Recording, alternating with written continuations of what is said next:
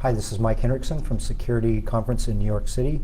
I'm here with Jacob and Caroline. Jacob and Caroline, how you doing? Doing well. Very good. Thank you, Mike. And you're with Cobalt, Cobalt.io, but you're with Cobalt. And what do you guys do? So Cobalt is a crowdsourced application security platform. So we connect this crowd of freelance vetted security researchers with our clients. So a typical security researcher is a freelance penetration tester, and our typical offering is what we call a crowdsourced on-demand penetration test. So typically the clients that go with this model are what we call cloud-first businesses. So they're in the cloud, agile environment and so forth. And they're looking for a new way to test their applications. So they might be a little bit tired of traditional scanners that where you have too many false positives. Or on the other side, you have consultants that are working with emails and PDFs. It's difficult to find who are the good consultants and who are the bad ones. So what we provide on the Cobalt platform is access to a global talent pool that you can schedule a crowdsourced pen test via the platform and get all the data and KPIs as well for that engagement. So when you say crowdsourced, though, you really mean really well-vetted crowdsource. That's right. So a crowdsourced pen test is a pen test that is crowdsourced. We have our global pool of researchers, but the ones that we place on projects are extremely highly vetted. So for example, a crowdsourced pen test is typically time-boxed, maybe it's 2 weeks, and we would select 3 out of the top 200 security researchers whose skill sets are matched to an application's technology stack. So if it was a financial company, you might pick someone who has experience in the financial industry. That's right. So an organization that chooses to do a project, they would say, here is the type of technology that we're using with our web application, and we would choose researchers with that skill set. So an example team might include one lead who has a CISSP credential and 16 years of professional experience, supported by 2 technical domain experts. And how is that better or different than regular penetration testing? Does it bring extra benefits to an organization? So the thing about regular penetration testing is that if it's manual penetration testing, it's done by consultants, then you have a limited consultant pool. And a consultant will be assigned based on their availability, perhaps something about their skill set. But if we're able to leverage this large global pool of experts, then you have much more in terms of availability as well as skill set. And the way that crowdsourced security works, the platform actually has data about what are these person's skills, what is their experience, and what is their recent performance, which a typical consulting firm is not necessarily going to provide you when they do a pen test engagement. So going forward from here, so you've got a crowdsourced penetration testing. What else do you guys do at Cobalt that brings extra benefits to your partners? Yes.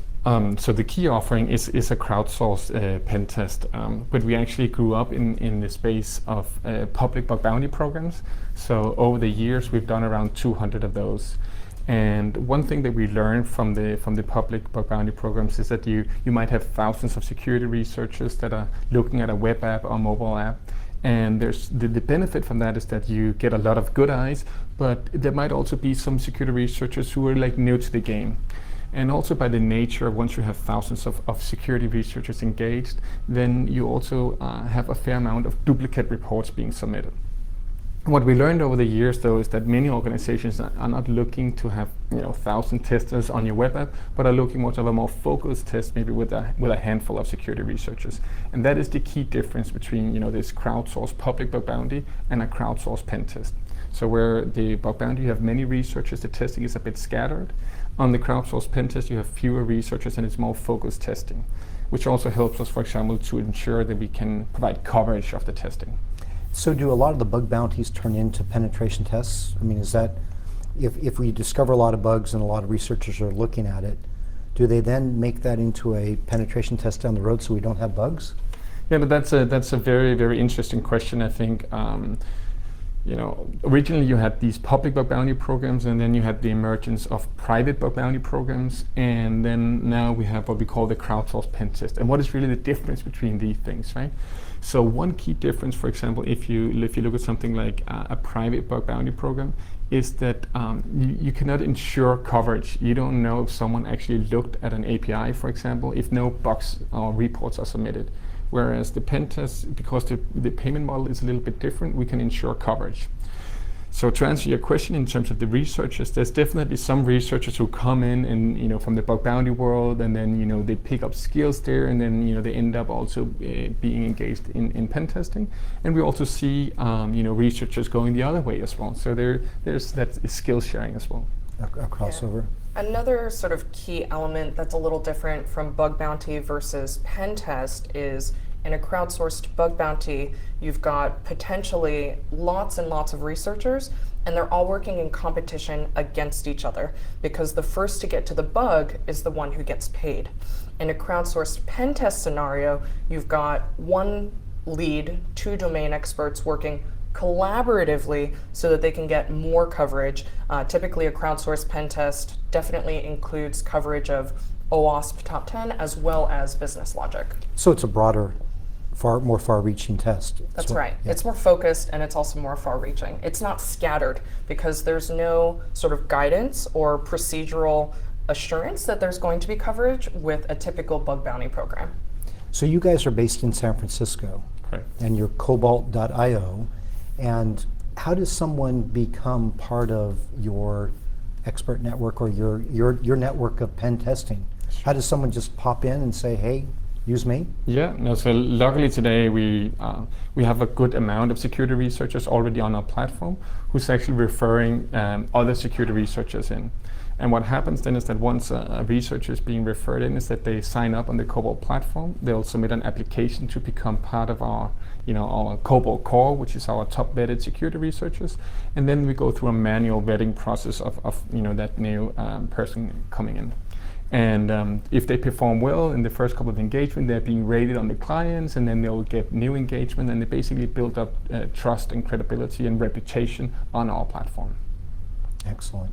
So if the three of us sit down next year, a year from now, here in New York for the security second year, what would you like to say has changed in the industry, and what would you like to see change for Cobalt in those 12 months? Yeah, so one of the things that we see now that we're going to talk about actually tomorrow is what we call the third wave in application security. And we've been looking a bit at how application security has evolved over the last couple of centuries.